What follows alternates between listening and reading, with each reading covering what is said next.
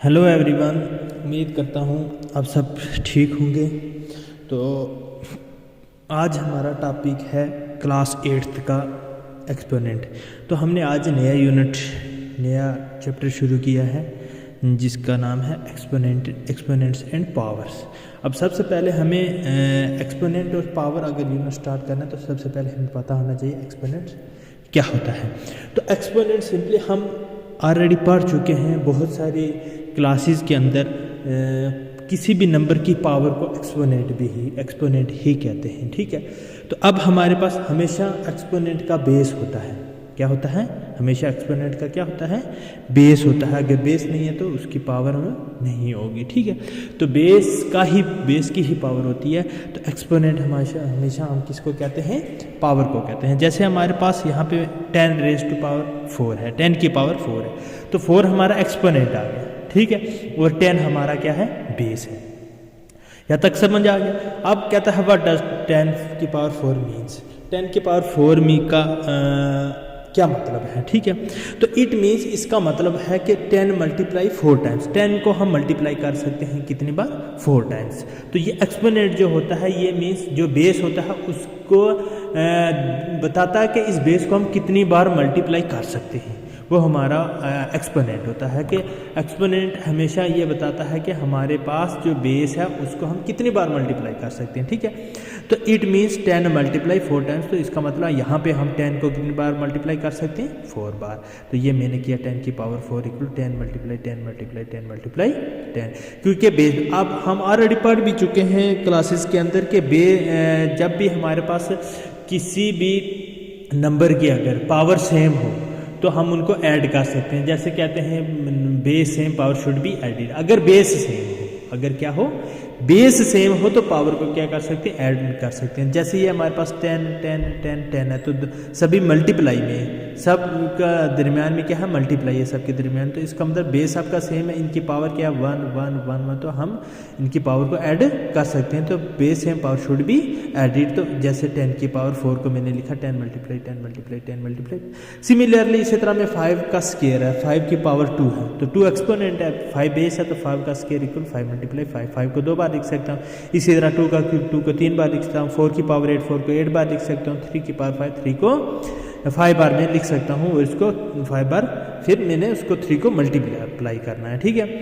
उसके बाद हमारे पास सिमिलरली सेम वही मैंने प्रोसेस किया। 5 का स्केयर 2 क्यूब 4 की पावर 8 3 की पावर 5 हेयर। अब क्या है? 10 की पावर 4। तो 10 की पावर 4 को मैं कह सकता हूँ, बोल सकता हूँ कि 10 टू द पावर ऑफ 4। कि 10 जिसकी पावर क्या है? 4 है, 10 टू द पावर ऑफ 4, 10 की पावर 4। या 5 का स्केयर है तो इसको मैं 2 तरीके से कह सकता हूँ। एक तो ये भी कह सकता हूँ 5 टू द पावर 2, और या फिर कह सकता हूँ 5 का स्केयर, ठीक है। उसके बाद 2 की पावर 3, इसको मैं ये भी कह सकता हूँ 2 द पावर ऑफ 3, 2 की पावर 3, या फिर कह सकता हूँ 2 क्यूब्ड, ठीक है। इसी तरह 4 is called 4 to the power of 8। इसी तरह 3 की power 5 is called 3 to the power of 5, ठीक है। ये एक्सपोनेंट था। अब हमारे पास एक्सपोनेंट जीरो क्या होता है? मीन्स अगर किसी भी नंबर के एक्सपोनेंट, मैंने आपको बता दिया कि पावर होती है। अब पावर अगर 0 हो तो उसका क्या मतलब होता है, ठीक है।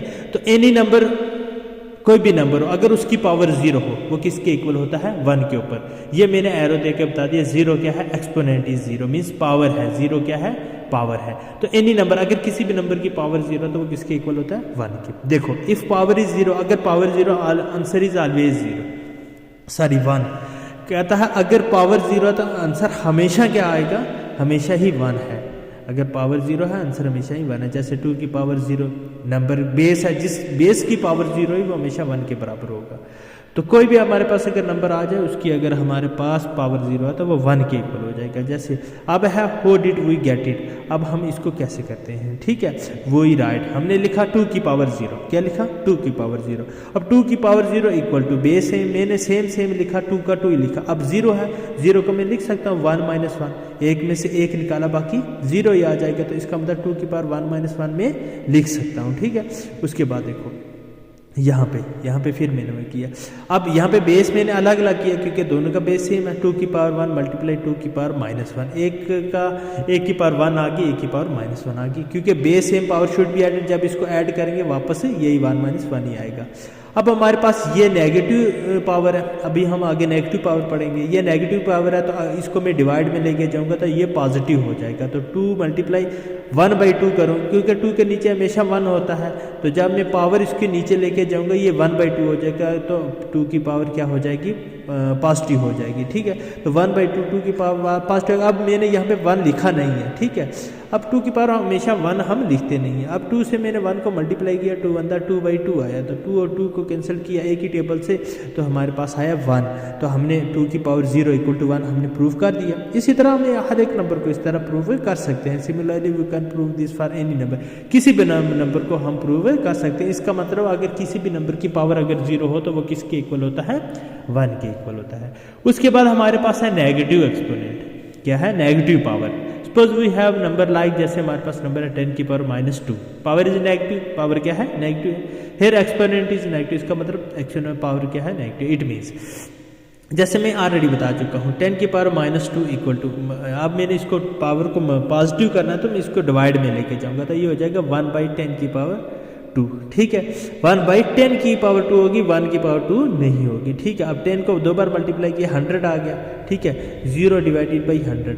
अब मैंने आपको ये तरीका ऑलरेडी मैं बता चुका हूँ कि डिवाइड करने का तरीका जो शॉर्ट तरीका होता है। वैसे भी आप लॉन्ग मेथड से आप जैसे छोटी क्लासों में डिवाइड करते थे वैसे भी कर सकते हो, कैलकुलेटर से भी कर सकते हो। लेकिन अगर आपको कैलकुलेटर और लॉन्ग मेथड यूज़ ना करना हो, उसके अलावा भी आपको मैं बता चुका हूँ क्या करना होता है। आपने लास्ट डिवाइड में देखना है हमारे पास डिवाइड में कितने डिजिट हैं, तो जितने डिजिट कितने ज़ीरो हैं, जितने ज़ीरो हैं उतने हमने न्यूमिनेटर के जो नंबर होते हैं वो छोड़ने होते हैं राइट हैंड साइड से। तो अब लास्ट में यहाँ पे हमारे पास 2 ज़ीरो हैं, 100 के 2 ज़ीरो होते हैं, तो हमारे पास न्यूमिनेटर में लास्ट के 2 नंबर जैसे 0 और 1 है, क्योंकि 1 को मैं लिख सकता हूँ 0 0 1, तो लास्ट में 0 और 1 है, तो 2 ज़ीरो के तो 0 और 1 हमने छोड़ दिया। ठीक है, आगे क्या है, डिवाइड में 1 बचेगा, 1 की जगह मैं पॉइंट लगाता हूँ ऊपर, तो यहाँ पे एक डिजिट 0 बचेगा तो 0.01 आ जाएगा। ठीक है आंसर। तो देयरफॉर 10 की पावर -2 और 10 की पावर -2 किसके इक्वल हो जाएगा, 0.01। इस तरीके से हम इसको कैलकुलेशन करते हैं, सॉल्व करते हैं। फिर मैं इसको दोबारा बताता हूँ। हमने सबसे पहले देखने हैं कितने डिजिट है हमारे पास, 0 के, 0 वाले डिजिट। तो यहाँ पे 2 है, अगर 3 है तो 3 नंबर हम छोड़ेंगे, यहाँ पे 2 ही है तो 2 नंबर छोड़ेंगे, न्यूमिनेटर के राइट हैंड साइड से 2 नंबर, तो 0 और 1 हमने छोड़ दिया, ऐसे ही लिख दिया 0 और 1। आगे हमारे पास 1 है, 1 की जगह हमने पॉइंट लिखा। फिर कितने डिजिट बचे, जितने भी डिजिट बचेंगे वो उसके हम लेफ्ट साइड, पॉइंट के लेफ्ट साइड लिखेंगे, ये डेसिमल में चेंज हो गया। ठीक है, उसके बाद हमारे पास सेम इसी तरह के एग्जांपल और हमने लिया 10 की पावर -4। अब इस -4 को पॉजिटिव किया तो ये डिवाइड में चला गया, 1 डिवाइडेड बाई 10 की पावर 4, 1 डिवाइडेड बाई 10 की पावर 4, 10 को हमने 4 बार मल्टीप्लाई किया, हमारे पास 10,000 आ गया। अब हमने क्या किया, 1 को डिवाइड करना है 10,000 से, तो हमारे पास यहाँ पे कितने जीरो, 1 2 3 4, हमने ऊपर 4 डिजिट छोड़ने, 1 2 3 4 डिजिट छोड़ दिए, 1 2 3।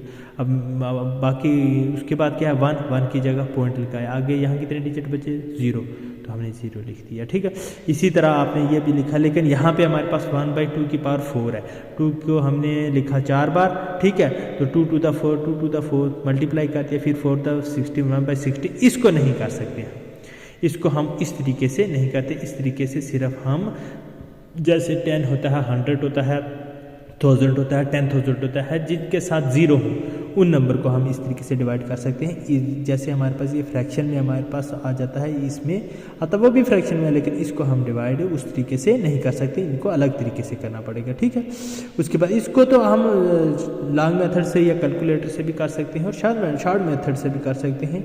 ये भी हमारे पास शॉर्ट मेथड से हो जाएगा। ठीक है, उसके बाद जैसे 3 की पावर -2 है, सेम उसी तरह जैसे ये हमारे पास वैसे 3 की पावर -2 है, ऐसे ही 6 की पावर 3 है, तो इस तरीके से इनको हम कर सकते हैं। उसके बाद हमारे पास ये एग्जांपल है 6 की पावर -3 है, सेम उसी तरह वही फार्मूला 1/3 की पावर -2। हाँ, ये थोड़ा सा डिफरेंट आ गया अब। ठीक है, अब देखो इसको हम कैसे करेंगे।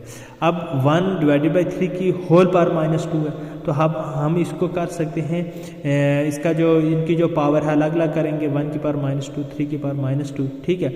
अब 1 की पावर चाहे नेगेटिव हो चाहे पॉजिटिव हो, ठीक है, 3 हो, 2 हो, 4 हो या 5 हो, ठीक है, तो उसकी हमेशा ही मल्टीप्लिकेशन करके 1 ही आता है, ठीक है। अब उसके बाद 3 की पावर -2 है, ठीक है, तो इस 3 की पावर -2 को हम क्या करेंगे, इसकी पहले पावर को हम क्या करेंगे, अब यहाँ पे क्या होता है, एक और मेथड भी यहाँ हो जाता है। इसमें एक और मेथड ये है कि अगर हम 1 को इसके डिनोमिनेटर में लेके जाएंगे और 3 को इसके न्यूमिनेटर में लेके जाएंगे तो ये पावर क्या हो जाएगी, ख़त्म हो जाएगी, मीन्स नेगेटिव ख़त्म हो जाएगा, पावर तो पावर ही रहेगी ना, ठीक है। 1 को इसके डिनोमिनेटर में लेके जाएंगे 3 के साथ और 3 को न्यूमिनेटर में लेके जाएंगे तो ये -2 2 में चेंज हो जाएगा, ये 1 की पावर -2 ये 1 में चेंज हो जाएगा, ठीक है, जैसे ऑलरेडी यहाँ पे मैंने किया, ठीक है। अब ये 3 की पावर -2 इसको न्यूमिनेटर में लेके गया तो 3 की पावर 2 हो गया, अब 3 को 2 बार मल्टीप्लाई किया 9 आ गया, ठीक है। इसी तरह मैंने ये भी किया है, ये एग्जांपल भी किया। इसी तरह मेरे पास लास्ट एग्जांपल ये भी है, 2/3 की पावर -3, 2 की पावर -3 और 3 की पावर -3 अलग अलग कर दी मैंने, ठीक है।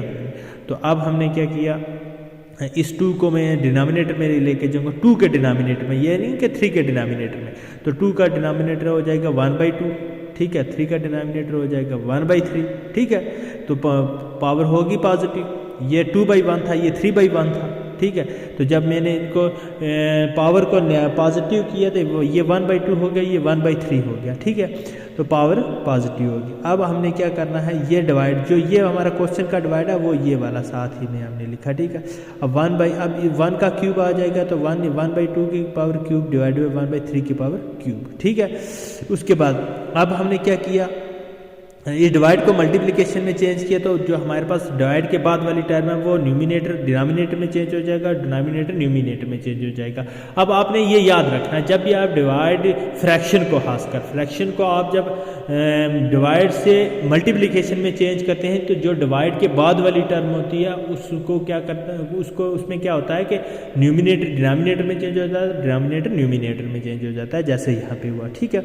अब यहाँ पे हमारे पास क्या आया, हमने मल्टीप्लाई किया, 1 को 3 के साथ मल्टीप्लाई किया, 3 का क्यूब आ गया, 2 को 1 के साथ मल्टीप्लाई किया, 2 का क्यूब आ गया, तो इनको अलग अलग करके लिखा, ठीक है।